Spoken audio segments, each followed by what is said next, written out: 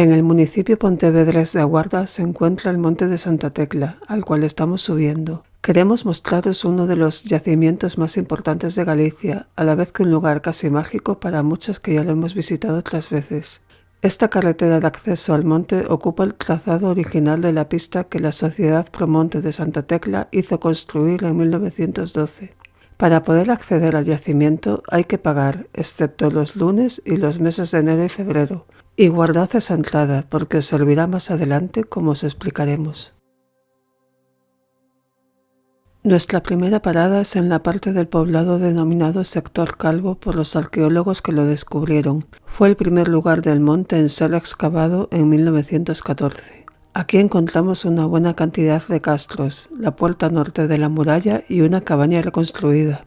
El poblado completo estuvo ocupado ininterrumpidamente entre los siglos IV a.C.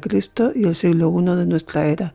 Todo el conjunto fue declarado Monumento Histórico Artístico Nacional en el año 1931.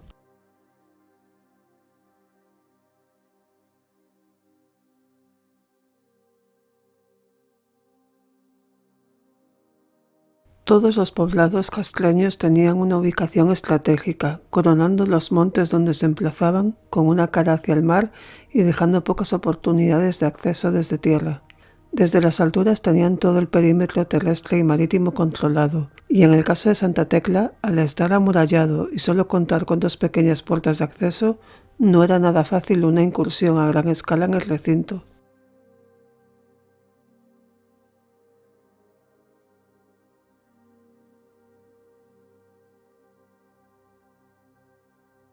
Esta cabaña reconstruida nos permite hacernos una idea de cómo habrían sido todas las demás. Esta tiene un vestíbulo de acceso, lo que indica que era una vivienda.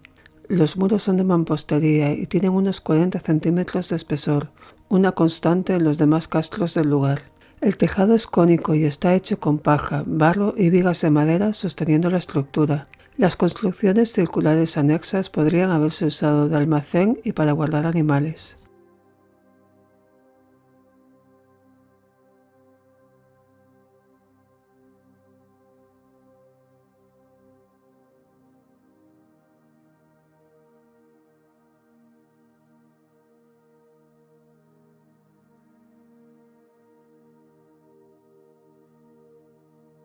Las cabañas eran unifamiliares y no tenían ninguna división interna, girando todo su uso en torno a la lareira central, donde se encendería el fuego para cocinar y dar calor al hogar. Las paredes estaban revocadas con arena y cal, y en este caso se puede observar aún el color blanquecino del interior. El altillo se usaría como almacén.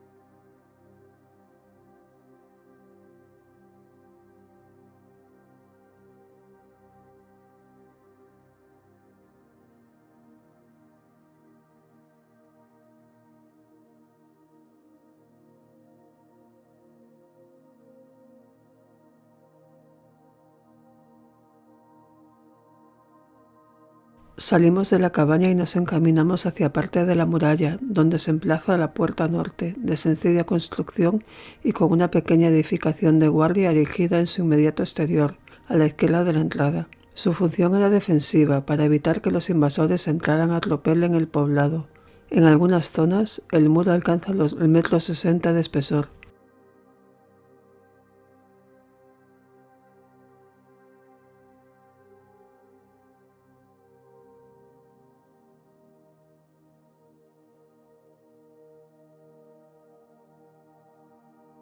Aquí podéis ver otro plano general de esta zona del poblado. Las edificaciones circulares más grandes y con vestíbulos serían las viviendas y las demás almacenes o cuadras para el ganado. Las sociedades que aquí habitaban vivían de la pesca, la agricultura y la ganadería.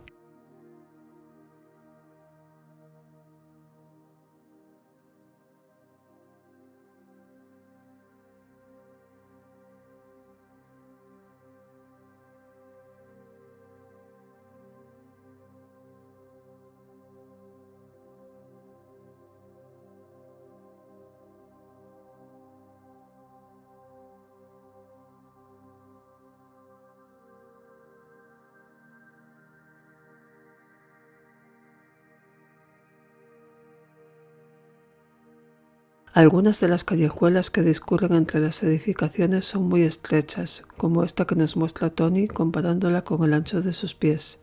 Esta circunstancia también tenía su razón defensiva. Incluso aunque los invasores lograsen entrar en el poblado, moverse por él con soltura y en grupo les sería muy difícil.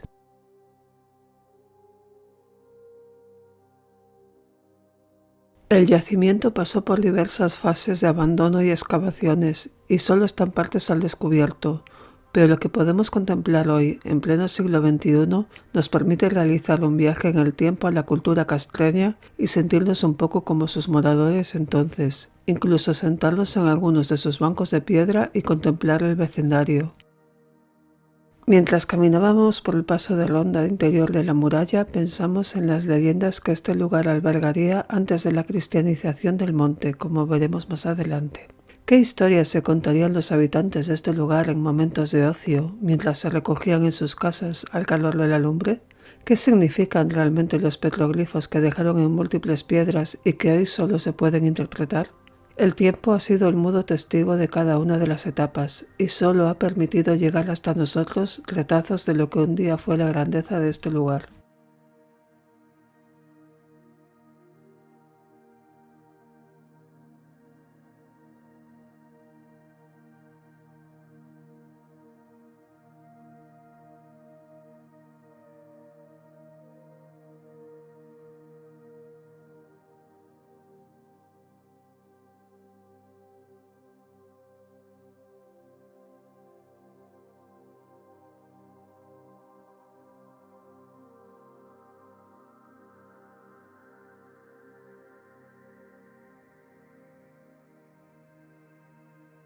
Desde uno de los miradores del Pico San Francisco podemos contemplar una panorámica de Aguarda y del bravo océano Atlántico.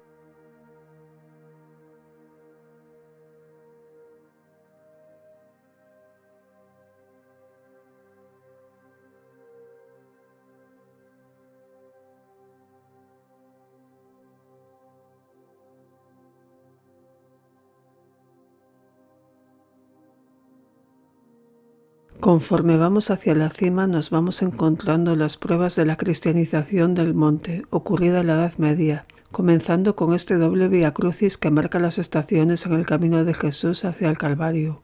Las cruces simples datan del siglo XVII y las modernas son obra del maestro cantero Sebastián Pérez Carneiro y cada medallón de bronce que la adornan es del escultor Vicente Mengual.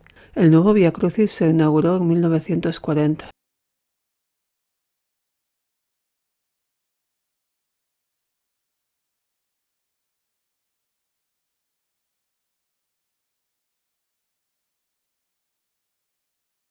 Promovido por la Sociedad Promonte de Santa Tecla e inaugurado en 1953, el Museo Arqueológico de Santa Tecla, MASAT, tiene una exposición permanente con todos los restos arqueológicos hallados en las excavaciones del yacimiento, desde utensilios de cocina, joyas, estelas, símbolos pétreos, hasta monedas romanas.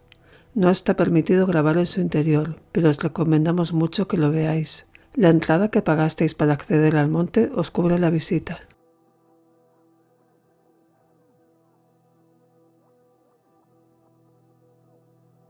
Volvemos a contemplar las vistas y hacia el otro lado podemos ver la comarca del Rosal en la orilla más próxima a nosotros, el estuario del río Miño justo antes de su desembocadura y Portugal al otro lado.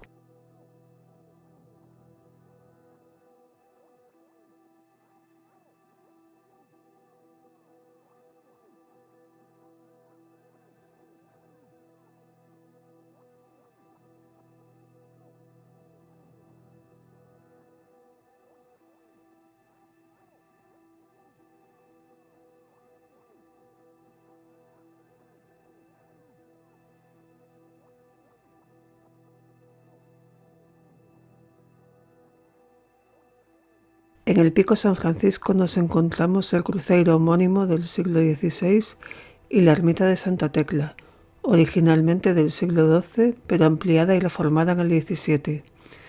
Está vinculada a la Hermandad del Clamor, fundada en 1140. La estela que vemos es un homenaje a Póvoa de Barcín, una localidad portuguesa cuyos marineros tenían la costumbre de utilizar una escritura de símbolos para comunicarse entre sí. Eran muy devotos de Santa Tecla y solían visitarla, dejando esas marcas como prueba de su paso. Fue colocada como homenaje en 1991. Los contrafuertes que observamos en el exterior son parte de la reforma realizada en el siglo XVII para asegurar la estabilidad del templo tras su ampliación.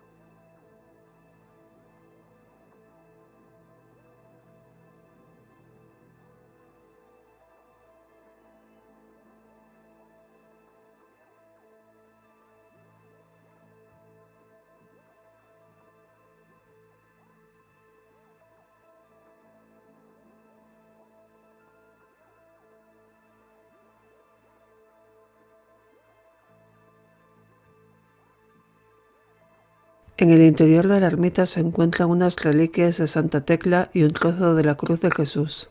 También las imágenes de la Virgen del Carmen, de San Francisco y de Santa Tecla. Sobre esta última hay una leyenda que habla de la aparición de la Virgen a una pastora en este monte en el siglo XIV. Era un periodo de intensa sequía y la joven aprovechó para pedirle a la santa que lloviera. Ella le respondió que se lo concedería si todo el pueblo subía en procesión y ayunaba durante 3 días.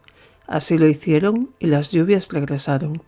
Este relato marca el origen del actual santuario y de la tradición de subir al monte cada 23 de septiembre para celebrar la romería dedicada a la santa.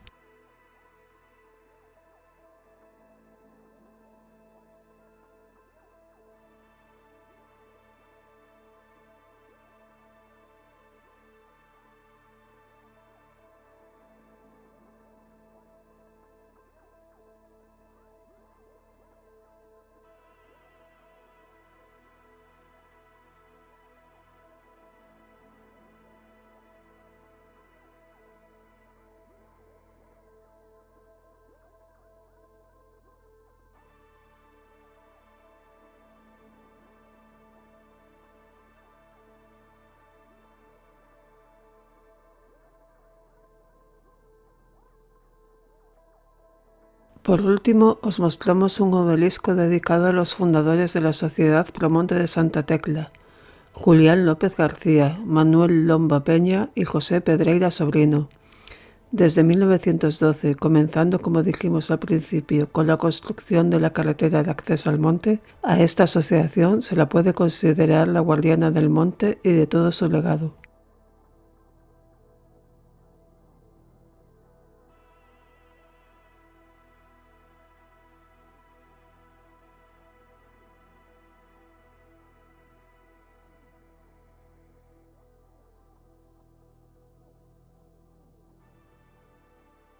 Y nos despedimos desde la última estación del Vía Crucis, mirando hacia los mismos dominios que siglos atrás miraban los antiguos moradores de este castro y pensando que entre todos hagamos lo posible para que la historia nunca se pierda.